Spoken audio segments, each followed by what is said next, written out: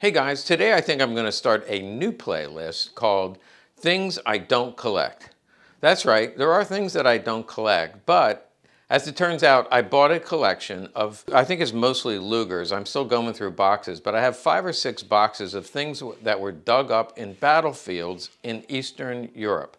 So most of these items came from Latvia, Lithuania, Poland, Ukraine, throughout Eastern Europe. As far as I know, none of them came from Russia, but generally after the fall of the Iron Curtain, we know that parts of the former Soviet Union, they allowed Westerners to come in more freely, and they were able to treasure hunt in World War II battlefields, and that's where these came from. Now there's one of our subscribers who lives not too far from here, actually had a collection of relics that were dug up from battlefields. And he had a fairly large collection, but his interest changed, so he decided to offer it to Legacy Collectibles, and maybe wisely or foolishly, I just decided I would buy these. So I own all of these. I'm going to show you some of them today.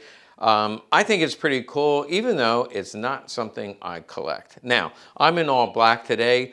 Usually I wear gloves to protect the guns. In this case, I'm wearing these gloves to protect my hands because they are covered in just metal shards and rust, and I've already gotten some metal splinters in my hand. And I'm using black because it is filthy, dirty work.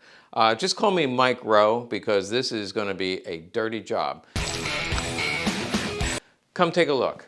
Okay, these are some of the guns, obviously 2 standard Lugers, and then 1 artillery Luger, actually pretty cool, still has the grips. Most of these, the grips have disintegrated. And then of course the Snail Drum.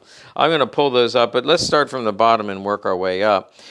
This was the most intact magazine I could find. You could see this is falling apart.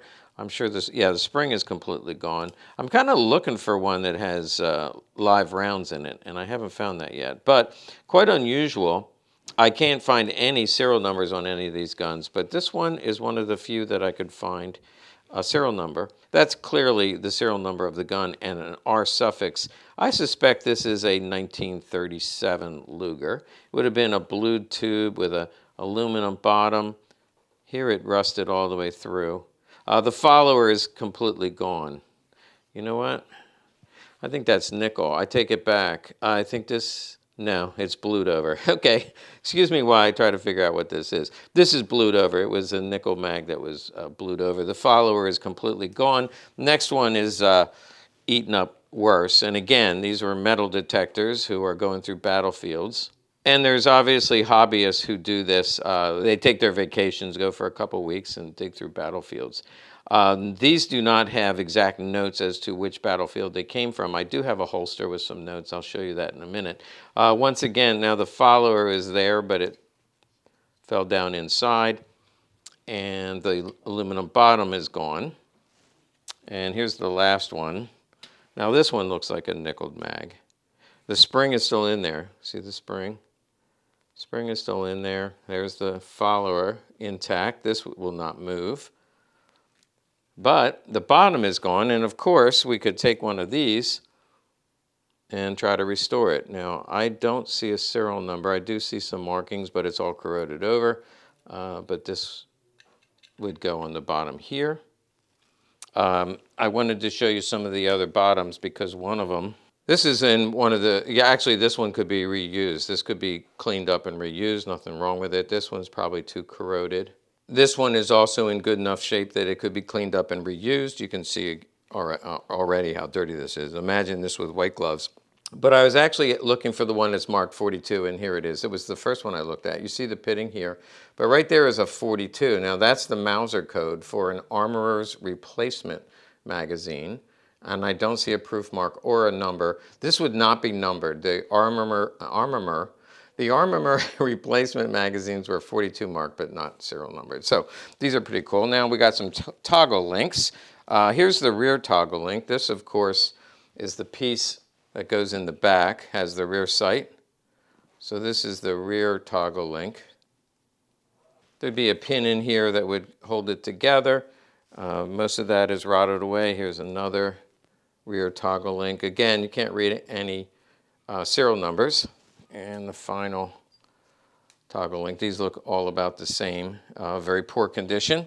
And then this is the front toggle link, which holds the firing pin. If you've ever taken one apart, firing pin goes in here, and the spring, you can push it through, and then the striker, the pin, actually sticks out right through here. Of course, that's long rusted away, and it looks like the firing pins are missing. So probably well, this one probably has one in it, but it's all corroded. Not much left of that. And then I've got 3 triggers. I've got more than 3 triggers. If you just say the right word, I can be set off easily. But these are 3, here's 3 triggers from Lugers, and they're pretty well corroded, kind of cool. And you can tell right away. Now, so far, the only thing I've found is Luger parts. I'm hoping there'll be other things in these boxes. Let's take a look at this Luger. This is where they actually fall apart in my hand. This side plate does come off. Now this would be the takedown lever right here. So that would turn, the lever part is missing. See, there's the trigger. Remember we talked about the trigger, and that will come off, I think. Well, it moves, but there it goes. So there's the trigger. There's the takedown lever. That comes out. Takedown lever comes out. And then the side plate. If you're wondering about owning these, all of these, the receivers are destroyed. Since they came from Europe, I did ask about how'd you get them over here. They just shipped in with no customs at all. They are they're not registered at all. These are non-guns because the receivers have been destroyed. So we would sell them as battlefield relics, but not as a gun. So no licensing would be required. Now, let's do a little forensics here. This looks like the Mauser bump, if you know the Mauser bump right here. This was a Mauser Luger. I'm not sure the date. There's no other clue that I could find here or on the chamber. Let's take a look at the artillery. The amazing part of this, well, the screw is just rotted away, but it's still in there. And there's the grip. I'm not going to pull the grip off because I'm afraid it would fall apart. Speaking of grips, here's 3 that were found by themselves, and you can see them in various stages of decay. If you like these items, or this kind of a collection, we've got a lot more to look at, but I'm just doing a little bit now to give you a teaser. This would make a really nice display piece, and we do sell these display stands.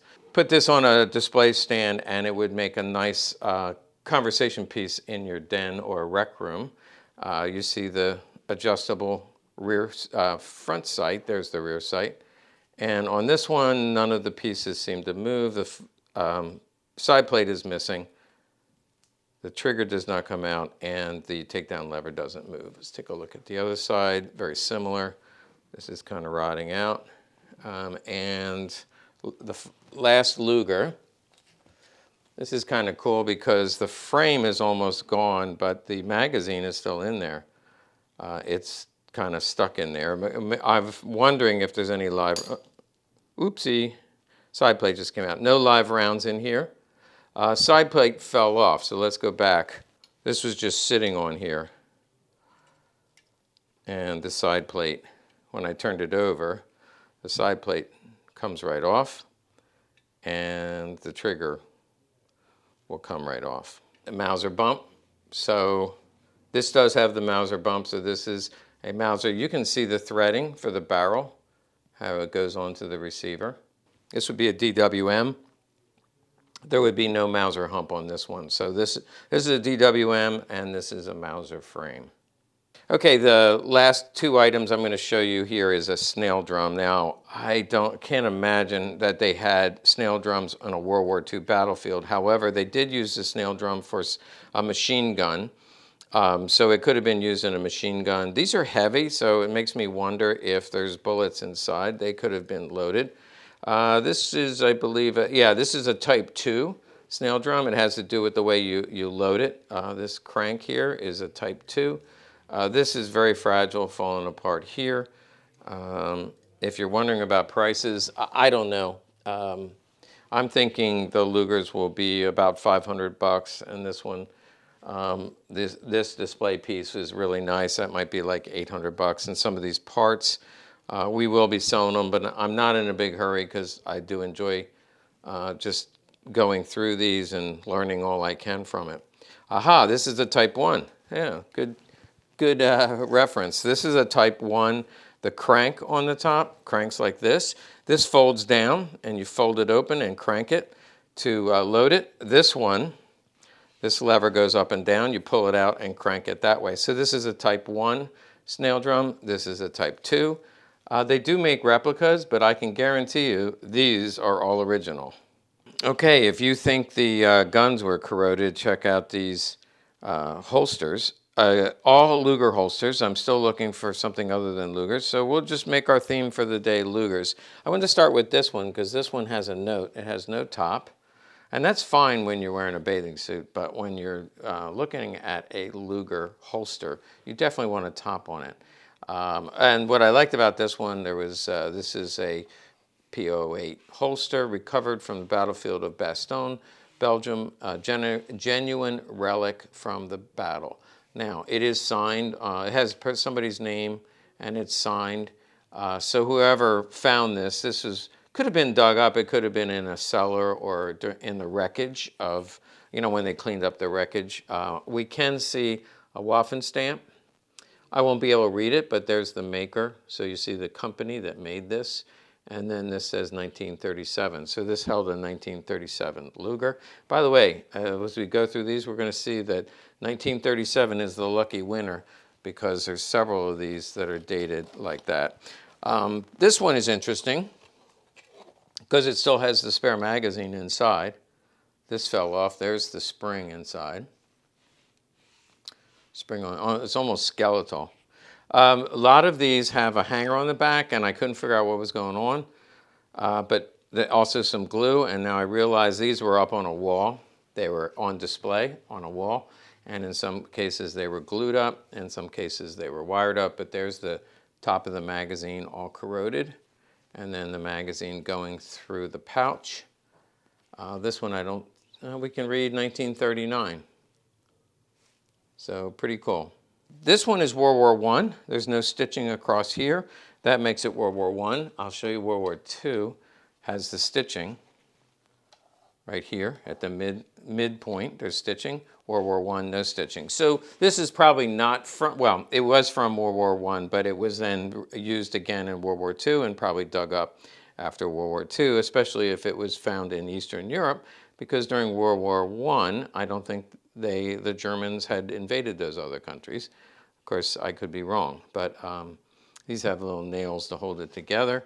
So World War I holster, and it is nailed together, so there's not, and there would be no markings on the back. Usually they were marked on the inside of the flap, or under here inside the flap. So we'll set that one aside. Here's another one with the magazine. That's wired on, and that's came off. That's completely corroded, and there's the spring with the follower. This one I already mentioned is World War II. And right here you can see 1937, also the maker. I'm sure there's a Waffen stamp there as well. World War I. This was glued to a display, and this does not open. It's corroded solid shut. This one is particularly bad. Falling apart. Let's see what era it's from. That's World War II. And you can see P008 right there. This is where the date would be in the maker. That's all gone. This is glue to display it on your wall. Another one, World War II. Looks like 1936. There's a Waffen stamp below it. Right down here was a Waffen stamp. And then above it is the maker. If you can't read it, that's okay. You can buy it and read it for yourself. Here's just the bottom, no top. And kind of cool because there's the Waffen stamp. And there's the maker. And I can barely see a 1939. So Waffen stamp, date, and the maker.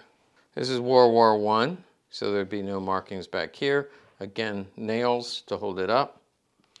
And if I open that up, it'll break it off. And the last holster here, again, relics dug up from the battlefield. World War II, and I don't see any markings. It'd be nice if this was a Krieghoff. Krieghoff would not have any markings on the back. It does look like black stitching or missing stitching. But I can't open it up and verify what it went to other than it is a Luger holster. So again, hobbyists, look for these relics. Dig them up and sell them to collectors or keep them from themselves. Not something that I collect, but I wanted to share that with you today. Hey, thanks for watching. I have more coming. I've got several boxes to go through. Maybe I'll find something even more unique, but that was pretty cool. I now need to vacuum my rug.